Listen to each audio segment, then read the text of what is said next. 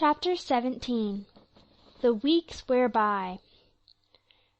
Rilla read her first love letter in her Rainbow Valley fir-shadowed nook, and a girl's first love letter, whatever blasé older people may think of it, is an event of tremendous importance in the teens.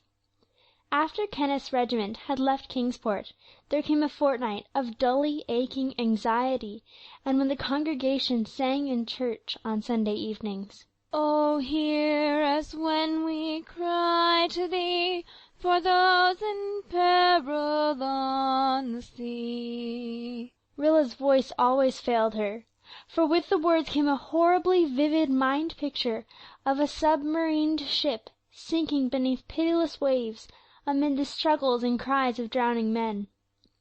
Then word came that Kenneth's regiment had safely arrived in England, and now, at last, here was his letter. It began with something that made Rilla supremely happy for the moment, and ended with a paragraph that crimsoned her cheeks with the wonder and thrill and delight of it. Between beginning and ending, the letter was just such a jolly, newsy epistle as Ken might have written to anyone. But for the sake of that beginning and ending, Rilla slept with the letter under her pillow for weeks, sometimes waking in the night to slip her fingers under and just touch it, and looked with secret pity on other girls whose sweethearts could never have written them anything half so wonderful and exquisite. Kenneth was not the son of a famous novelist for nothing. He had a way of expressing things in a few poignant, significant words that seemed to suggest far more than they uttered, and never grew stale or flat or foolish with ever so many scores of readings. Rilla went home from Rainbow Valley as if she flew rather than walked. But such moments of uplift were rare that autumn. To be sure, there was one day in September when great news came of a big Allied victory in the West, and Susan ran out to hoist the flag, the first time she had hoisted it since the Russian line broke, and the last time she was to hoist it for many dismal moons. "Likely the big push has begun at last, Mrs. Dr. dear," she exclaimed. "And we will soon see the finish of the Huns. Our boys will be home by Christmas now. Hurrah!" Susan was ashamed of herself for hurrahing the minute she had done it, and apologized meekly for such an outburst of juvenility.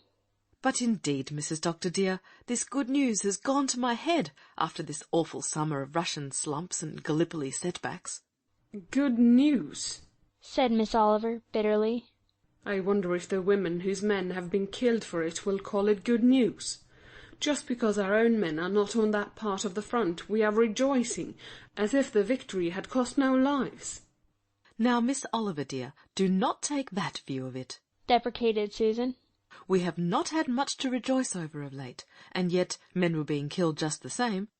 Do not let yourself slump like poor Cousin Sophia. She said when the word came, 'It is nothing but a rift in the clouds. We are up this week, but we will be down the next.' 'Well, Sophia Crawford,' said I, for I will never give in to her, Mrs. Dr. dear. God himself cannot make two hills without a hollow between them, as I have heard it said, but that is no reason why we should not take the good of the hills when we are on them.' But Cousin Sophia moaned on. 'Here is the Gallipoli expedition a failure, and the Grand Duke Nicholas sent off, and everyone knows the Tsar of Russia is a pro-German, and the Allies have no ammunition, and Bulgaria is going against us. And the end is not yet, for England and France must be punished for their deadly sins until they repent in sackcloth and ashes.' 'I think myself,' I said, "that they will do their repenting in khaki and trench mud, and it seems to me that the Huns should have a few sins to repent of also."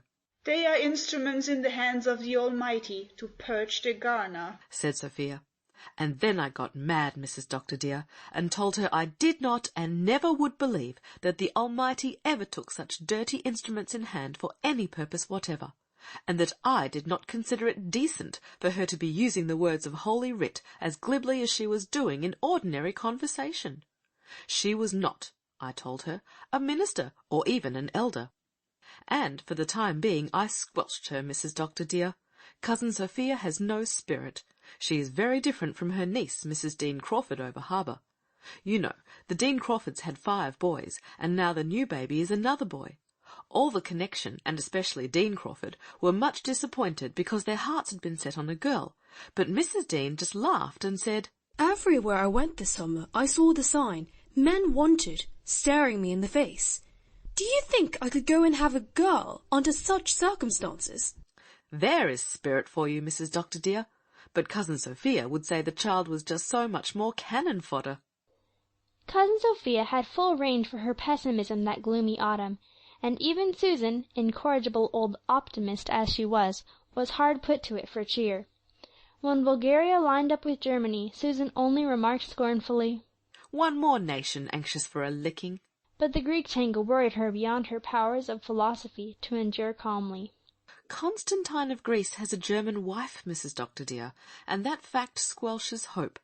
To think that I should have lived to care what kind of a wife Constantine of Greece had. The miserable creature is under his wife's thumb, and that is a bad place for any man to be. I am an old maid, and an old maid has to be independent, or she will be squashed out. But if I had been a married woman, Mrs. Dr. dear, I would have been meek and humble. It is my opinion that this Sophia of Greece is a minx. Susan was furious when the news came that Venizelos had met with defeat. I could spank Constantine and skin him alive afterwards, that I could, she exclaimed bitterly. "Oh, Susan, I'm surprised at you," said the doctor, pulling a long face. "Have you no regard for the proprieties? Skin him alive by all means, but omit the spanking." If he had been well spanked in his younger days, he might have more sense now, retorted Susan. But I suppose princes are never spanked, more is the pity. I see the Allies have sent him an ultimatum. I could tell them that it would take more than ultimatums to skin a snake like Constantine. Perhaps the Allied blockade will hammer sense into his head, but that will take some time, I am thinking. And in the meantime, what is to become of poor Serbia? They saw what became of Serbia, and during the process Susan was hardly to be lived with.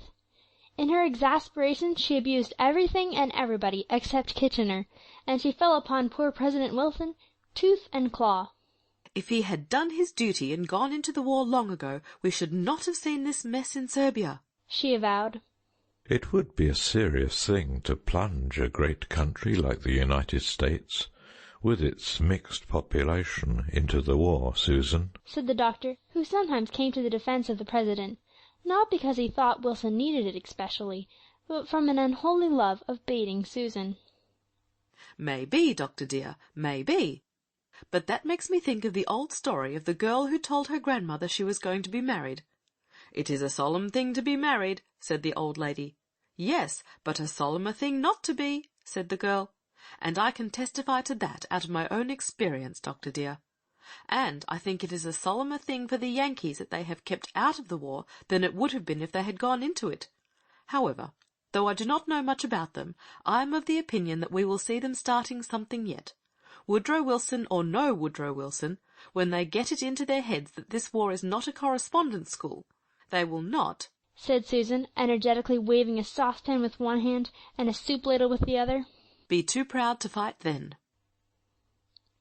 On a pale yellow, windy evening in October, Carl Meredith went away. He had enlisted on his 18th birthday. John Meredith saw him off with a set face. His 2 boys were gone. There was only little Bruce left now. He loved Bruce and Bruce's mother dearly. But Jerry and Carl were the sons of the bride of his youth, and Carl was the only one of all his children who had Cecilia's very eyes. As they looked lovingly out at him above Carl's uniform, the pale minister suddenly remembered the day when for the first and last time he had tried to whip Carl for his prank with the eel. That was the first time he had realized how much Carl's eyes were like Cecilia's. Now he realized it again once more. Would he ever again see his dead wife's eyes looking at him from his son's face? What a bonny, clean, handsome lad he was! It was hard to see him go. John Meredith seemed to be looking at a torn plain, strewed with the bodies of able-bodied men between the ages of 18 and 45. Only the other day Carl had been a little scrap of a boy, hunting bugs in Rainbow Valley, taking lizards to bed with him, and scandalizing the glen by carrying frogs to Sunday school. It seemed hardly right, somehow, that he should be an able-bodied man in khaki. Yet John Meredith had said no word to dissuade him when Carl had told him he must go. Rilla felt Carl's going keenly. They had always been cronies and playmates. He was only a little older than she was, and they had been children in Rainbow Valley together. She recalled all their old pranks and escapades as she walked slowly home, alone. The full moon peeped through the scudding clouds with sudden floods of weird illumination. The telephone wires sang a shrill, weird song in the wind, and the tall spikes of withered, grey-headed goldenrod in the fence corners swayed and beckoned wildly to her like groups of old witches weaving unholy spells. On such a night as this, long ago, Carl would come over to Ingleside and whistle her out to the gate. "Let's go on a moon spree, Rilla," he would say, and the two of them would scamper off to Rainbow Valley. Rilla had never been afraid of his beetles and bugs, though she drew a hard and fast line at snakes. They used to talk together of almost everything, and were teased about each other at school. But one evening, when they were about 10 years of age, they had solemnly promised, by the old spring in Rainbow Valley, that they would never marry each other. Alice Clow had crossed out their names on her slate in school that day, and it came out that both married. They did not like the idea at all, hence the mutual vow in Rainbow Valley. There was nothing like an ounce of prevention. Rilla laughed over the old memory and then sighed. That very day a dispatch from some London paper had contained the cheerful announcement that "the present moment is the darkest since the war began."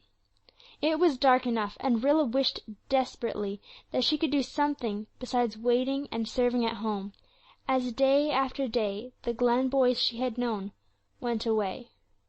If she were only a boy speeding in khaki by Carl's side to the Western Front. She had wished that in a burst of romance when Jem had gone, without perhaps really meaning it. She meant it now. There were moments when waiting at home in safety and comfort seemed an unendurable thing. The moon burst triumphantly through an especially dark cloud and shadow, and silver chased each other in waves over the glen. Rilla remembered one moonlit evening of childhood when she had said to her mother, "The moon just looks like a sorry, sorry face." She thought it looked like that still, an agonized, careworn face, as though it looked down on dreadful sights. What did it see on the Western Front? In broken Serbia? On shell-swept Gallipoli?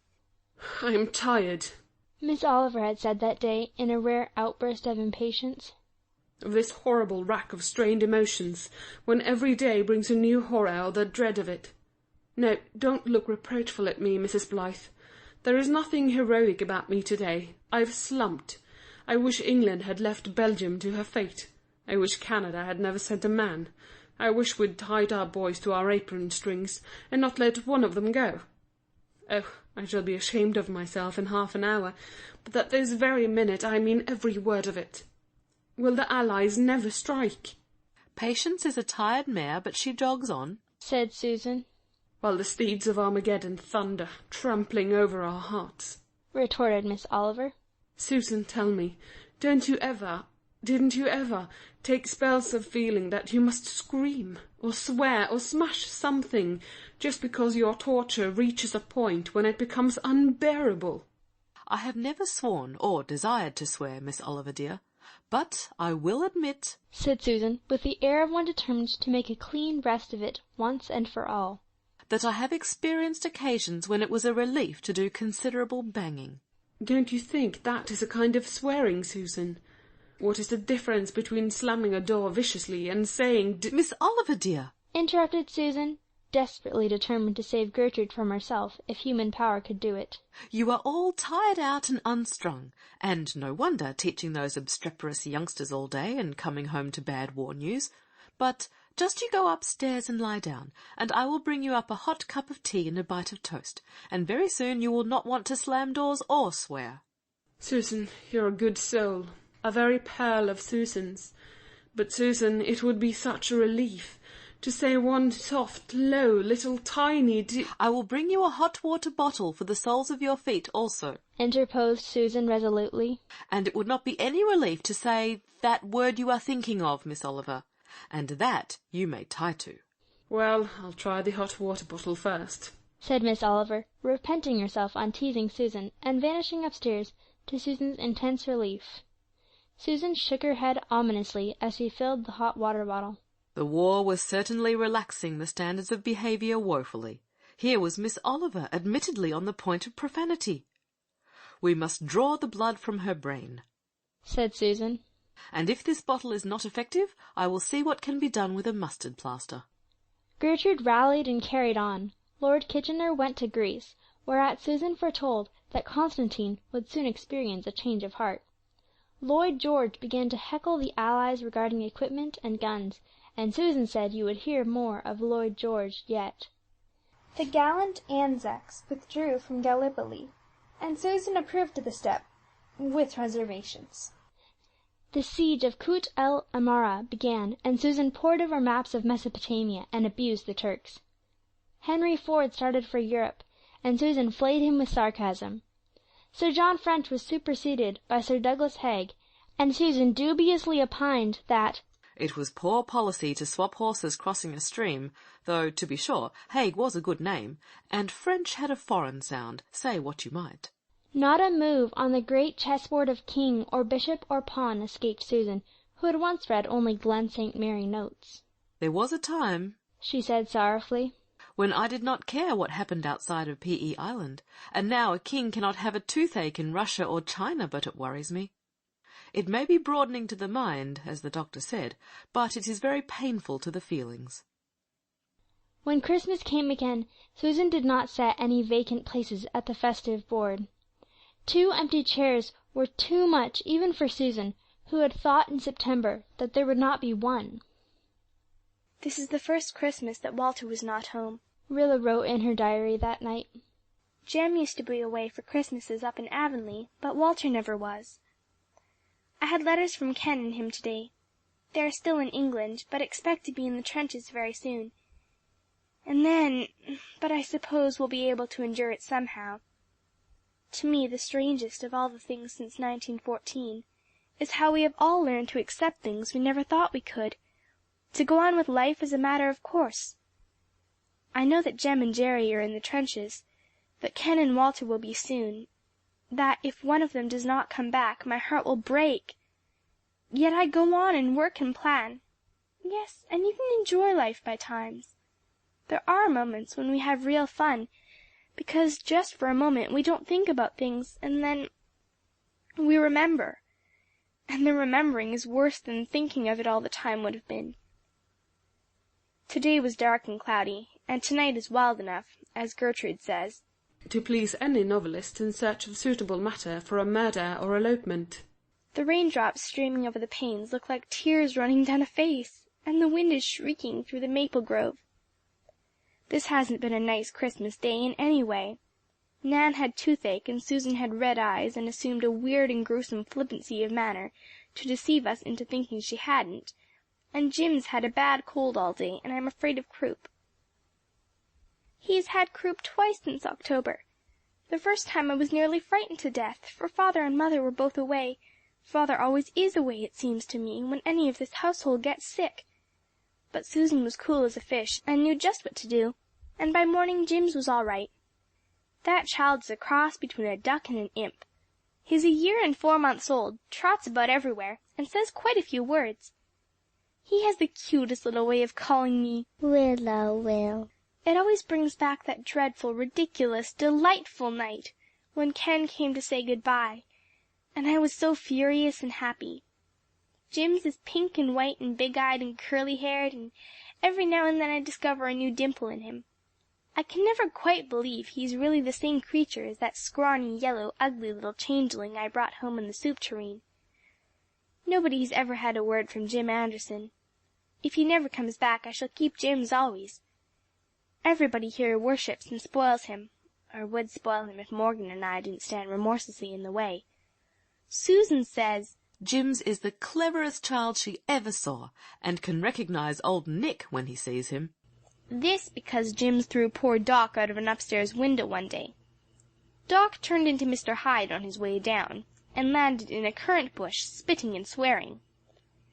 I tried to console his inner cat with a saucer of milk, but he would have none of it, and remained Mr. Hyde the rest of the day. Jim's latest exploit was to paint the cushion of the big armchair in the sun parlour with molasses, and before anybody found it out, Mrs. Fred Clow came in on Red Cross business and sat down on it. Her new silk dress was ruined, and nobody could blame her for being vexed. But she went into one of her tempers and said nasty things, and gave me such slams about spoiling Jim's that I nearly boiled over too. But I kept the lid on till she had waddled away, and then I exploded. "The fat, clumsy, horrid old thing," I said, and oh, what a satisfaction it was to say it. "She has 3 sons at the front," Mother said rebukingly. "I suppose that covers all her shortcomings in manners," I retorted. But I was ashamed, for it is true that all her boys have gone, and she was very plucky and loyal about it too, and she is a perfect tower of strength in the Red Cross. It's a little hard to remember all the heroines. Just the same, it was her second new silk dress in 1 year, and that when everybody is, or should be, trying to save and serve. I had to bring out my green velvet hat again lately and begin wearing it. I hung on to my blue straw sailor as long as I could. How I hate that green velvet hat! It is so elaborate and conspicuous. I don't see how I could ever have liked it. But I vowed to wear it, and wear it I will. Shirley and I went down to the station this morning to take Little Dog Monday a bang-up Christmas dinner. Dog Monday waits and watches there still, with just as much hope and confidence as ever. Sometimes he hangs around the station house and talks to people, and the rest of his time he sits at his little kennel door and watches the track unwinkingly. We never try to coax him home now. We know it's of no use. When Jem comes back, Monday will come home with him. And if Jem never comes back, Monday will wait there for him as long as his dear dog heart goes on beating. Fred Arnold was here last night. He was 18 in November and is going to enlist just as soon as his mother is over an operation she has to have. He's been coming here very often lately, and though I like him so much, it makes me uncomfortable, because I'm afraid he's thinking that perhaps I could care something for him. I can't tell him about Ken, because, after all, what is there to tell? And yet I don't like to behave coldly and distantly when he will be going away so soon. It is very perplexing. I remember I used to think it would be such fun to have dozens of beaux, and now I'm worried to death because 2 are too many. I'm learning to cook. Susan is teaching me. I tried to learn long ago, but no, let me be honest. Susan tried to teach me, which is a very different thing. I never seemed to succeed with anything, and I got discouraged. But since the boys have gone away, I wanted to be able to make cake and things for them myself, and so I started in again, and this time I'm getting on surprisingly well. Susan says it is all in the way I hold my mouth, and Father says my subconscious mind is desirous of learning how, and I dare say they're both right. Anyhow, I can make dandy shortbread and fruit cake. I got ambitious last week and attempted cream puffs, but made an awful failure of them. They came out of the oven flat as flukes. I thought maybe the cream would fill them up again and make them plump, but it didn't. I think Susan was secretly pleased. She's past mistress in the art of making cream puffs, and it would break her heart if anyone else here could make them as well. I wonder if Susan tampered, but no, I won't suspect her of such a thing. Miranda Pryor spent an afternoon here a few days ago, helping me to cut out certain Red Cross garments known by the charming name of vermin shirts. Susan thinks that name is not quite decent, so I suggested she call them cootie sarks, which is old Highland Sandy's version of it. But she shook her head, and I heard her telling Mother later that, in her opinion, cooties and sarks were not proper subjects for young girls to talk about. She was especially horrified when Jem wrote in his last letter to Mother, "Tell Susan I had a fine cootie hunt this morning, and caught 53. Susan positively turned pea-green. "Mrs. Doctor, dear," she said, "when I was young, if decent people were so unfortunate as to get those insects, they kept it a secret if possible. I do not want to be narrow-minded, Mrs. Doctor, dear, but I still think it is better not to mention such things." Miranda grew confidential over our vermin shirts and told me all her troubles. She's desperately unhappy. She's engaged to Joe Milgrave, and Joe joined up in October and has been training in Charlottetown ever since. Her father was furious when he joined and forbade Miranda ever to have any dealing or communication with him again. Poor Joe expects to go overseas any day, and wants Miranda to marry him before he goes, which shows that there have been communications in spite of Whiskers on the moon. Miranda wants to marry him but cannot, and she declares, "It will break her heart." "Why don't you run away and marry him?" I said. It didn't go against my conscience in the least to give her such advice. Joe Milgrave is a splendid fellow, and Mr. Pryor fairly beamed on him until the war broke out, and I know Mr. Pryor would forgive Miranda very quickly, once it was over, and he wanted his housekeeper back. But Miranda shook her silvery head dolefully. "Joe wants me to, but I can't. Mother's last words to me as she lay on her dying bed were, 'Never, never run away, Miranda,' and I promised." Miranda's mother died 2 years ago, and it seems, according to Miranda, that her mother and father actually ran away to be married themselves. To picture Whiskers on the moon as the hero of an elopement is beyond my power. But such was the case, and Mrs. Pryor at least lived to repent it. She had a hard life of it with Mr. Pryor, and she thought it was a punishment on her for running away. So she made Miranda promise she would never, for any reason whatever, do it. Of course you cannot urge a girl to break a promise made to a dying mother, so I did not see what Miranda could do unless she got Joe to come to the house when her father was away and marry her there. But Miranda said that couldn't be managed. Her father seemed to suspect she might be up to something of the sort, and he never went away for long at a time, and, of course, Joe couldn't get leave of absence at an hour's notice. "No, I shall just have to let Joe go, and he will be killed. I know he will be killed, and my heart will break," said Miranda, her tears running down and copiously bedewing the vermin shirts. I'm not writing like this for lack of any real sympathy with poor Miranda. I've just got into the habit of giving things a comical twist if I can, when I'm writing to Jem and Walter and Ken, to make them laugh. I really felt sorry for Miranda, who's as much in love with Joe as a China blue girl can be with anyone, and who is dreadfully ashamed of her father's pro-German sentiments. I think she understood that I did, for she said she had wanted to tell me all about her worries because I had grown so sympathetic this past year. I wonder if I have. I know I used to be a selfish, thoughtless creature. How selfish and thoughtless I am ashamed to remember now, so I can't be quite so bad as I was. I wish I could help Miranda. It would be very romantic to contrive a war wedding, and I should dearly love to get the better of Whiskers on the moon. But at present the oracle has not spoken. End of chapter 17.